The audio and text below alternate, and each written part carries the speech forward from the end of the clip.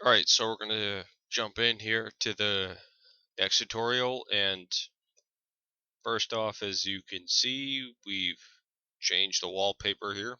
So instead of nice ass, you have this guy screaming in your face, and he's a happy guy. He's just saying what's up.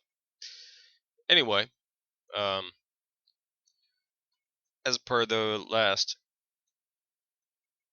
video, we're gonna sort of jump in here, and we're going to bring up a game, and then we're also going to bring up Cheat Engine, and we're going to sort of see how we can use Cheat Engine to attach to that process, to the game process, um, and find a value, and then modify that value. Now, we may not, depending on the time and how much I talk, frankly, we may or may not be able to get through the whole process, but if we don't, then obviously I'll put up another video, and we'll get through it. But for the time being, we're going to assume that we're going to launch a game, and then we're going to launch Cheat Engine, and then we're going to attach Cheat Engine to the process, and then we're going to use Cheat Engine after it's attached to that process to scan the memory associated with that process to find certain values that we find interesting, and then we're going to change those values to our advantage. So that's sort of the basic framework um, that we're going to do here. So the first thing we're going to do is we're going to launch the game. The game is Shadowrun Returns. It was released, I want to say maybe 2 or 3 days ago. Um, it. I'm not picking it for its recent release schedule. I'm a huge Shadowrun fan. I played tabletop game and all that stuff. So I only uh, I only mess with the games I like. So that's what I would say about that. So first thing we're going to do is we're going to launch the game. Obviously, it's going to complain about Steam. We're going to get a little music here. We're going to turn the music down. Go back to the main menu. Um, I have it running in windowed mode so that I can easily switch between the two, whatever I have to. So we're going to minimize it real quick. Going to fire up Cheat Engine here. And then we're going to attach Cheat Engine with this little thing.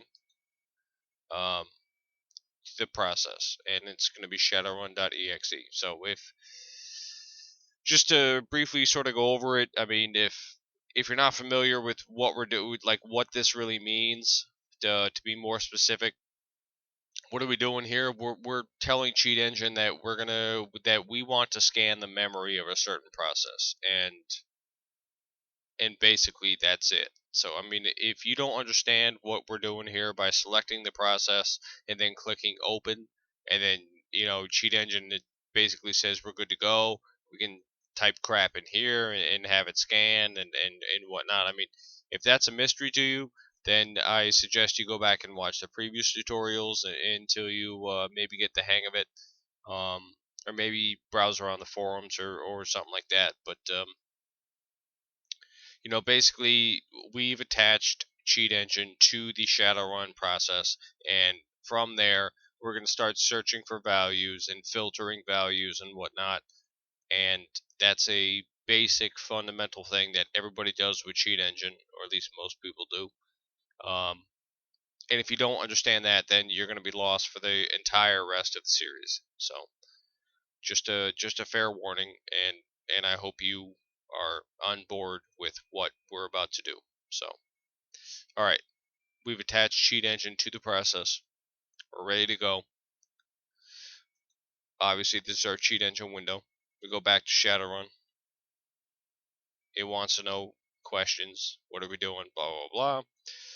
Again, in options, turn the music down. So don't get the wrong idea. But we're gonna go to New Game. We're gonna go to Launch Campaign so that we can start a new character.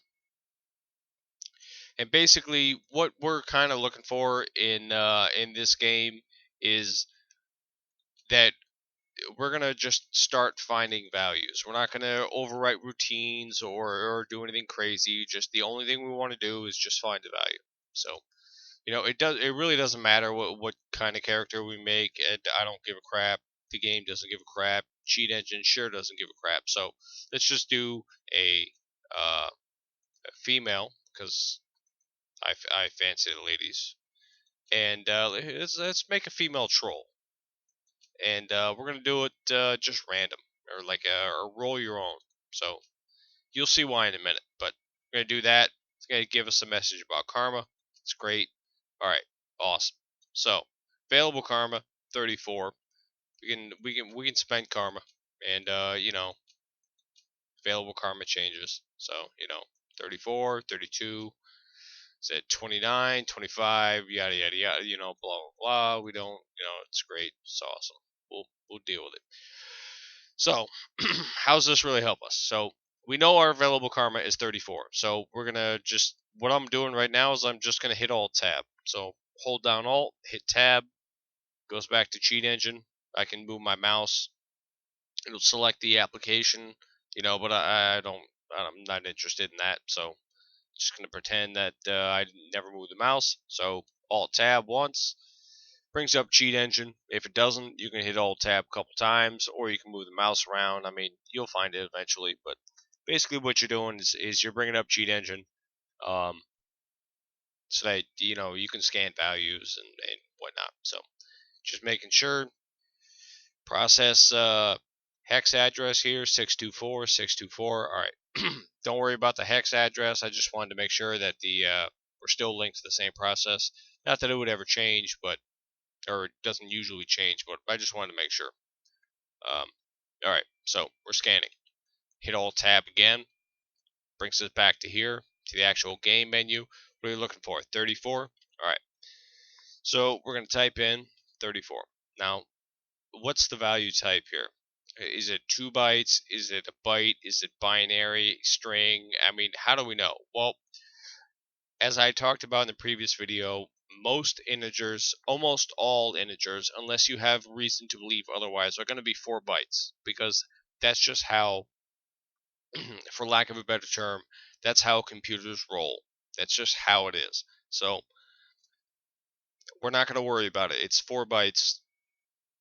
4 bytes is selected. We don't care. So we're looking for an integer. What do we want? We want the value of 34. Is it a hex value? No, it's not a hex value, and we'll get into that later on. But no, it's unless you have reason to believe otherwise, it's never gonna be a hex value unless you're scanning for pointers or something. And again, we'll get into that. But so 34, we're gonna do a first scan.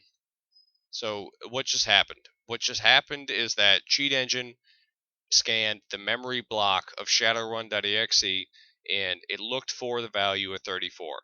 And anytime it found that value in specific addresses, it returned that whole list to us. Now, how many did it find?